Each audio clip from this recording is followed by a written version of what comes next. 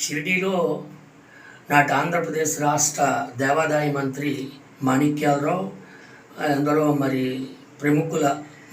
ప్రముఖుల సమక్షంలో అంగరంగ వైభవోపేతంగా ఆవిష్కరణ మహోత్సవం జరిగింది.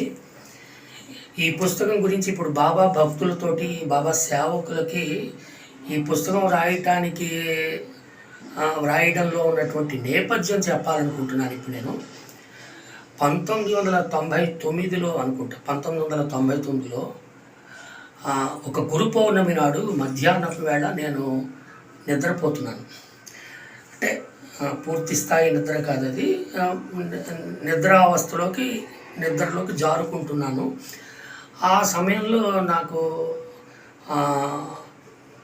బాబా వారు అనుకుంటా వెనుక నుంచి నన్ను తట్టి లేపుతున్నట్లు, ఒరే నువ్వు ఎన్నో పుస్తకాలు రాస్తున్నావు కదా, మరి నా మీద కూడా నన్ను ప్రస్తుతిస్తూ ఒక రచన చెయ్యి అని చెప్తూ బాబావారు ఆజ్ఞాపిస్తూ ఆదేశిస్తూ నన్ను తట్టి లేపినటువంటి ఒక దివ్యానుభూతి నాకు కలిగింది.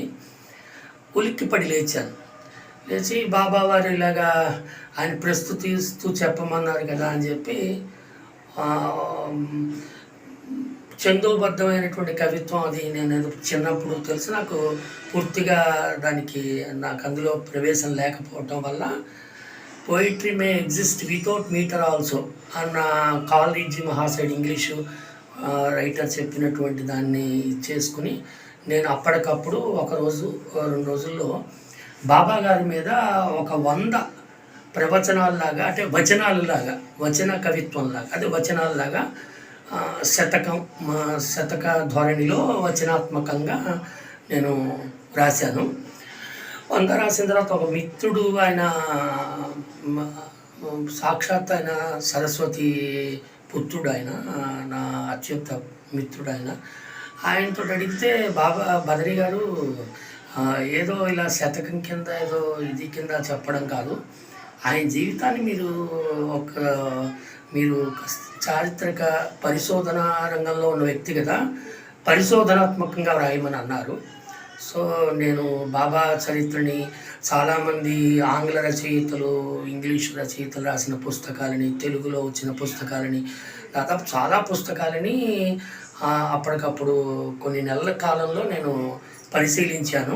వాటన్నిటిని ముఖ్యంగా అమెరికన్ ఆథరు యాంటోనియో రిగోపోలిస్ అని ఆయన రాసినటువంటి టీచింగ్స్ ఆఫ్ బాబా షిరిడి సాయిబాబా అన్నది ఒకటి, and incarnation Shirdi Saibaba and incarnation అని బేలా శర్మ అనే బ్రిటన్ యువతి రాసినటువంటి పుస్తకం, ఒక పాకిస్తానీ డిసైపుల్ రాసిన పుస్తకం. ఇవన్నీ నేను చదివి తెలుగులో పుస్తకాలన్నీ కూడా పరిశీలన చేసి సమన్వయపరుస్తూ ఈ పుస్తకాన్ని వ్రాయటం జరిగింది.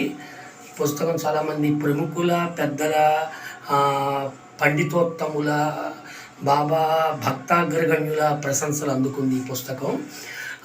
ఒక్క మాట చెప్పి నేను ముగించాలి. అంటే యాక్చువల్గా ఇక్కడ వెస్టర్నర్స్కి మనకి ఉన్న చిన్న వ్యత్యాసం చెప్పాల్సి ఉంది. ఇక్కడ జనరల్గా ఏంటంటే మన తెలుగులో కానీ మన భారతీయులు కానీ ఏదైనా ఒక పుస్తకం, ఒక మహాత్ముడి మీద ఒక పుస్తకం రాస్తే ఏదో పద్యము, గేయము, గీతము, శతకము, వచనము ఏదో ప్రస్తుతిస్తూ రాస్తారు.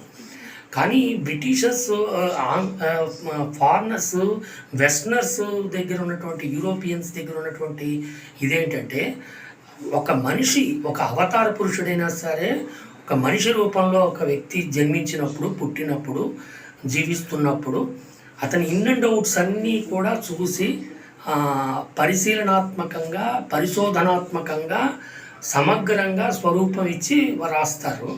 సో అది సరి అయింది అనిపించింది నాకు. అట్లాగా వాళ్ళని ఇన్స్పిరేషనల్గా తీసుకుని ఇంగ్లీష్ రైటర్స్ని చాలామంది, ఒక 15-20 మంది ఇంగ్లీష్ రైటర్స్ని చదివి, తెలుగు పుస్తకాలు కూడా చదివి ఈ పుస్తకాన్ని తీసుకొచ్చాను. ఇది పూర్తి స్థాయిలో సమగ్రం అని నేను చెప్పలేకపోవచ్చు, కానీ అసమగ్రం మాత్రం కాదు, ఇన్కంప్లీట్ వర్క్ మాత్రం కాదు, ఇట్స్ ఎ కంప్లీట్ వర్క్.